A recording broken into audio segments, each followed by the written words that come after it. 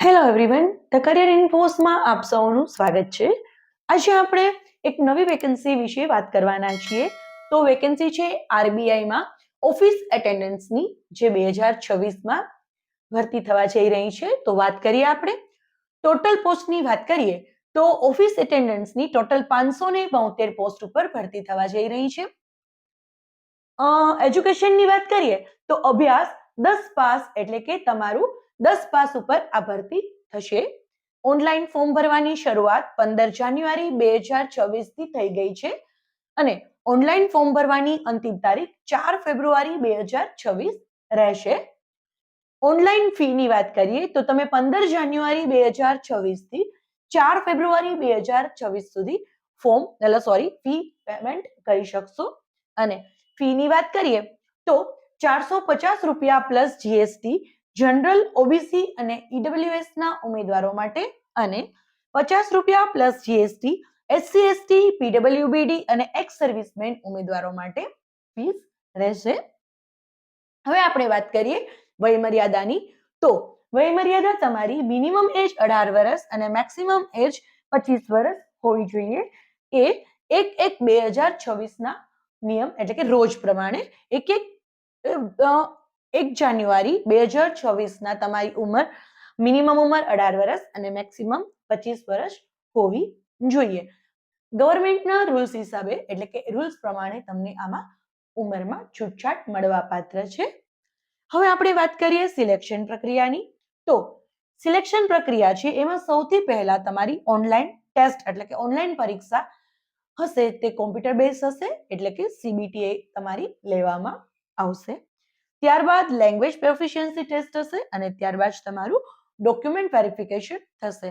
Document verification એવા જ ઉમેદવારોનું થશે જે લોકો ઉપરની બે જે ટેસ્ટ છે એમાં પાસ થઈ અને મેરિટમાં સિલેક્ટ થયા હોય.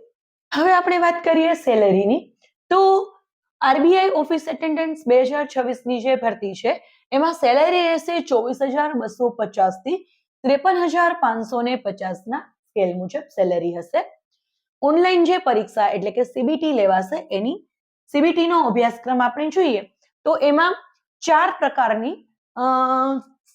પ્રકારના સબ્જેક્ટ હશે. તેમાં રીઝનિંગ છે, એના 30 પ્રશ્નો હશે અને 30 માર્ક્સ હશે એટલે કે એક ક્વેશ્ચનનો 1 માર્ક. જનરલ અંગ્રેજી એના 30 ક્વેશ્ચન 30 માર્ક્સ. જનરલ અવેરનેસ એના 30 ક્વેશ્ચન 30 માર્ક્સ.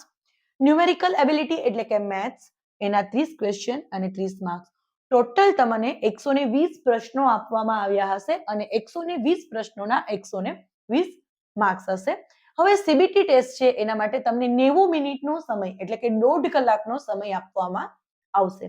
હવે આ જે એક્ઝામ છે એમાં એક સાચો ક્વેશ્ચન છે તો એનો 1 માર્ક છે અને તમારા નેગેટિવ માર્કિંગ છે એ 1/4 એટલે કે 4 ક્વેશ્ચન જ્યારે તમારા ખોટા પડે છે તો તમારો 1 માર્ક્સ કટ થાય છે એટલે કે સાચા ક્વેશ્ચનનો 1 માર્ક છે એ કટ થશે, નેગેટિવ માર્કિંગ થશે.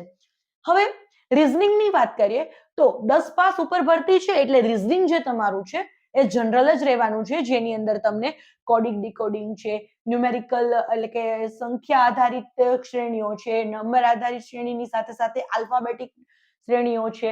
આ રીતનું જે છે એ રીઝનિંગ પૂછાશે. જનરલ અંગ્રેજીની અંદર પણ સીબીટી ટેસ્ટની અંદર તમને જે ક્વેશ્ચન આપેલો હશે એની નીચે 4 આન્સર આપેલા હશે, એમાંથી તમારે આન્સર સિલેક્ટ કરવાનો રહેશે.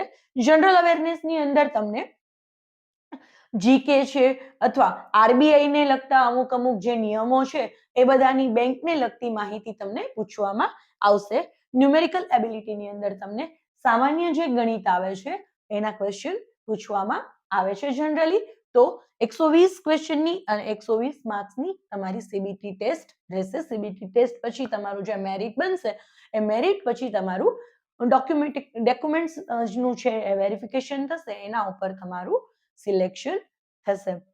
જો તમને અમારો વિડીયો પસંદ આવ્યો હોય તો અમારા વિડીયોને લાઈક કરો, શેર કરો અને અમારી ચેનલને સબસ્ક્રાઇબ કરો. Thank you.